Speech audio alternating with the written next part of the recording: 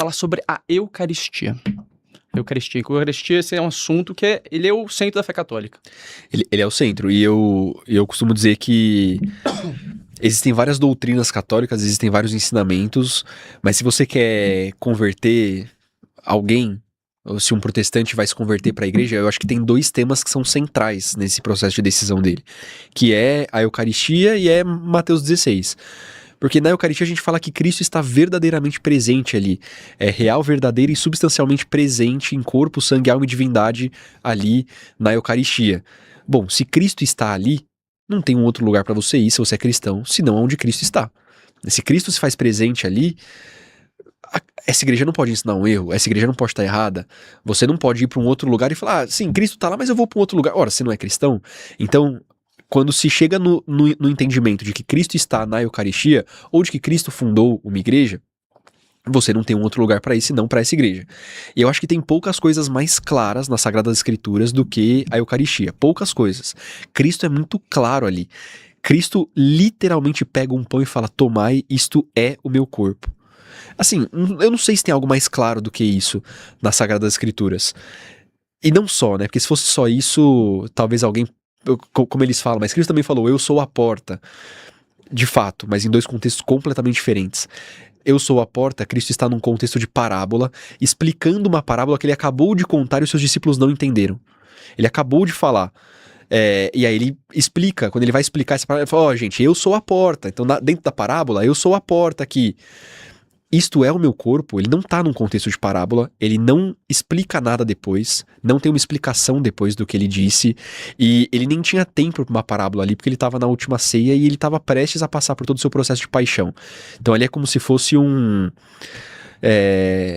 quando, me fugiu a palavra, quando uma pessoa vai morrer, ela deixa o testamento.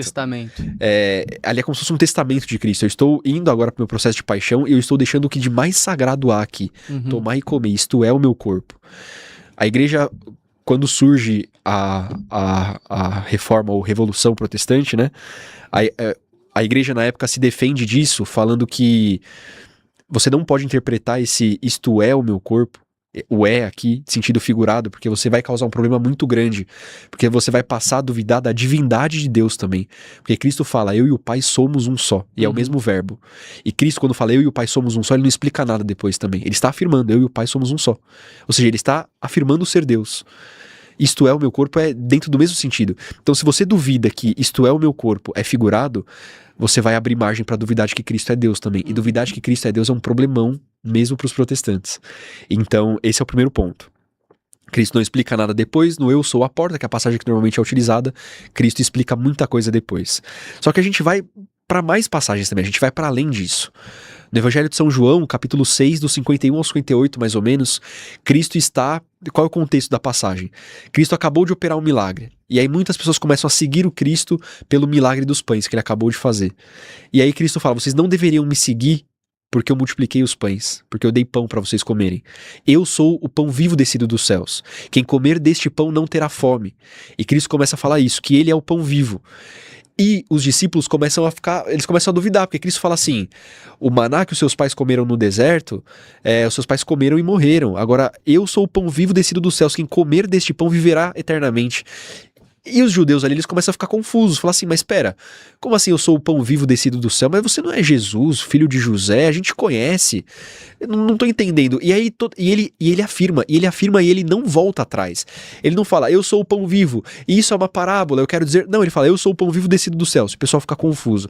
Aí ele chega em João 6, 51, 58, ele fala assim, o pão que eu vos dou, eu sou o pão vivo, e o pão que eu vos dou é a minha carne, é o meu sangue. E vocês precisam comer a minha carne e beber o meu sangue para ter a vida eterna. E aquilo era tão escandaloso para os judeus que vários que estavam seguindo Cristo por conta dos milagres, ou seja, acabaram de ver um sinal de que ele é Deus, estavam seguindo ele por conta disso, falam assim, não, esse cara tá louco, não dá para seguir esse cara. E começam a se afastar. E Cristo não Cristo não veio para confundir ninguém, ele veio para esclarecer as coisas, para dar pleno cumprimento e pleno entendimento às coisas do Antigo Testamento. Quando as pessoas começam a se afastar, se fosse um mal entendido, se é necessário comer a minha carne, se não fosse literal, ele explicaria. Ele falaria, gente, ó, não é bem assim, calma, eu tô dizendo tal coisa, porque ele está vendo pessoas se afastarem da verdade por conta dessa frase dele. Eu sou o pão vivo descido do céu, e o pão que eu vos dou é a minha carne, e quem comer a minha carne e beber o meu sangue viverá eternamente. Ele tá falando da Eucaristia ali. E ele não explica nada. E os judeus começam a se separar de Cristo e aí Cristo fala, e vós? Para onde vocês vão? Para os seus discípulos. E aí Pedro fala, Senhor, para onde iremos nós? Só tu tens palavras de vida. Enfim, Cristo é muito claro aqui. Então, isto é o meu corpo, João 6, dos 51 aos 58. Cristo é literal quando ele fala da Eucaristia, quando ele fala que é necessário comer a carne dele, e ele fala primeiro em João, né? É necessário comer a minha carne, beber o meu sangue. Aí ele vira na última ceia e fala, tomai e comei, isto é o meu corpo, isto é o meu sangue. Ou seja, aquilo que eu falei que é necessário comer para ser salvo, eu estou entregando para vocês agora. É isso aqui que é necessário comer. É a Eucaristia. E a gente, mesmo Cristo sendo tão claro, a gente pode falar, pô, mas não sei. Aí São Paulo vai lá na carta aos Coríntios e fala assim, quem comer e beber indignamente do pão e do vinho aqui, eucaristizados, né, do corpo e do sangue do Senhor, está comungando da sua própria condenação. Não é exatamente com essas palavras, mas é isso que ele está falando ali. Quem comer e beber indignamente do pão e do vinho aqui, está comungando da sua própria condenação. E a gente volta para um princípio então de que existe algum alimento que seja impuro, que possa condenar alguém? Não. Porque o próprio Cristo declarou puro todos os alimentos. Quando ele está comendo com seus discípulos e falam, mas vocês não vão lavar a mão aqui? E Cristo fala, não é o que entra no homem que o deixa impuro, é aquilo que sai dele. E aí o evangelista coloca entre parênteses, e neste momento Cristo declara puro todos os alimentos. Então beleza, se Cristo declarou que todos os alimentos são puros, ou seja, não tem alimento nenhum que é capaz de nos condenar à morte, que pão e vinho é esse que São Paulo fala aqui, que se você comer de maneira indigna, você está comungando da sua própria condenação?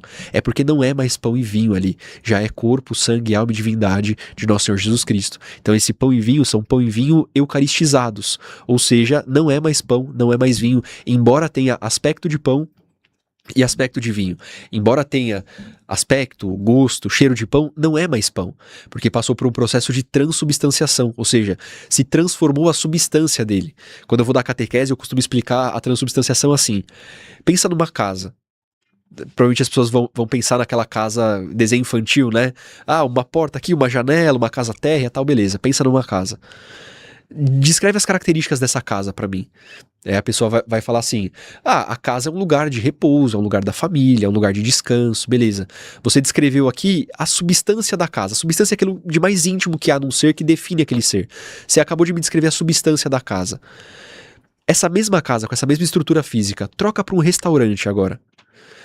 Descreve as características pra mim de um restaurante. É um lugar de comércio, é um lugar de trabalho, para ganhar dinheiro, tudo mais. Então, a mesma estrutura externa pode ser tanto uma casa, um lugar de família, repouso, quanto um restaurante, um lugar de comércio. O que a gente fez aqui foi a transubstanciação da casa, entre aspas. Você manteve a aparência externa e você trocou a substância. A Eucaristia é exatamente isso. Então, era pão. Tinha aparência e substância de pão. Pelo processo da transubstanciação, não é mais pão. Embora tenha a aparência de pão, a carcaça de pão, a casa externa não é mais a casa, é o restaurante. Agora não é mais pão, é o Cristo. Então, por esse processo, acontece o milagre ali da Eucaristia. Mas isso é o como acontece, né? O que é, Cristo já tinha deixado pra gente ali. Isto é o meu corpo, isto é o meu sangue. Mesmo sem o entendimento desse processo todo, se nós somos cristãos, é necessário que a gente acredite naquilo que Cristo falou. E eu acho que não tem nada mais literal nas Sagradas Escrituras do que a Eucaristia. E ele, inclusive, ele diz, né? Eis que estarei convosco todos os dias até o fim dos tempos. Como que ele está conosco? É só sair na igreja católica que está ali perto da sua rua, entra lá, se ajoelha diante do Santíssimo Sacramento e está ali, tá bom? Essa é a forma como ele escolheu para estar conosco até o fim dos tempos. Não é virtualmente, não. Está ali, ó. Só entra lá, tem o sacrário e está ali. E isso que você explicou, eu acho que, assim, a doutrina mais mal compreendida do catolicismo, que é a questão da transubstanciação. Você deu um bom exemplo, né? Você falou que é o seguinte, existem as duas características dessa doutrina, é a substância e o acidente, que vem lá de Aristóteles. Sim. Aristóteles, que é de 400 anos antes de Cristo, ele define esses primeiros dois termos, né? A substância é aquilo que ela é, e o acidente é né, o aspecto material, né, a forma. E aí você deu esse exemplo da casa e eu conheci um outro exemplo que eu achei também fantástico. Eles falam o seguinte: imagina quando você era só um embrião no útero da sua mãe. Aquela pessoa ali era o Guilherme? Sim, era o Guilherme. E quando o Guilherme tinha 2 anos, era o Guilherme ali com 2 anos? Sim. E com 10 anos também era o Guilherme. Com 60 e com 80 Exato. também era o do Guilherme. Só que se você pegar as células presentes no embrião e presentes no senhor de 80 anos, menos de 1% permanecem iguais. É a mesma pessoa, é a mesma substância. O acidente mudou completamente. Exato. O cara agora tinha milímetro, agora tem 1,80m. Quanto você tem de altura aí? Exatamente 1,80m. Então, é justamente isso. Então, quando o padre performa ali, né, as palavras da consagração, isto é o meu corpo, isto é o meu sangue, fazendo jus ao que aconteceu na Santa Ceia, o acidente permanece, ou seja, assim, a aparência permanece, a substância daquilo muda, deixa de ser pão, exatamente, deixa de ser vinho, aquilo é verdadeiramente corpo, sangue, alma e divindade. Essa é muito da hora. E assim, eu acho que não tem nada mais claro ali. Toda a explicação que você vai ver baseado no Sola Escritura para falar da Eucaristia, ela é incompleta, porque se você passa por essas 3 passagens, Última Ceia, Evangelho de São João e a Carta de São Paulo, cara, não tem aonde achar problema aqui. Tanto que isso não era um grande problema para a igreja até a Reforma Protestante. Até aparecer ali Lutero, Calvino, Zwinglio, Ecolampádio, todos eles e cada um defendendo uma coisa diferente, mas nenhum deles defendendo a presença real, e a presença real como nós entendemos, né? Cada um vai entender a presença de um jeito, um acha que a presença é simbólica, outro acha que a presença é espiritual. Lutero ainda vai falar de uma presença real ali, mas só no momento da ceia, depois o pão volta a ser pão, então a Eucaristia no sacrário para eles não existe, por exemplo. A igreja não tinha grandes problemas até a Reforma Protestante, justamente por isso, porque é muito claro. Você vai ter um ou outro herege ali ao longo da história falando, mas nunca causou grande problema para a igreja. Agora, quando vem os protestantes, que na época os historiadores até chamavam eles de sacramentários, salvo engano, porque eles tinham um problema com os sacramentos, então é com a Eucaristia, com a confissão, com a ordem. Ali sim a igreja precisa explicar um pouco mais. Mas eu imagino para os bispos da época que deve ter sido uma surpresa até, né? Mas como é que estão falando que isto é o meu corpo, significa que isto não é o meu corpo? Porque é uma frase só, e é muito literal, né? Tomar e comer, isto é o meu corpo. E a explicação vai falar, não, veja bem, ele não quis dizer... o não quis dizer, então aí você já está saindo das escrituras, você está aplicando um magistério, uma interpretação própria, e isso é muito, muito problemático. Exatamente. E aí, gostou desse corte? Então, se você quer assistir o programa inteiro, clique aqui.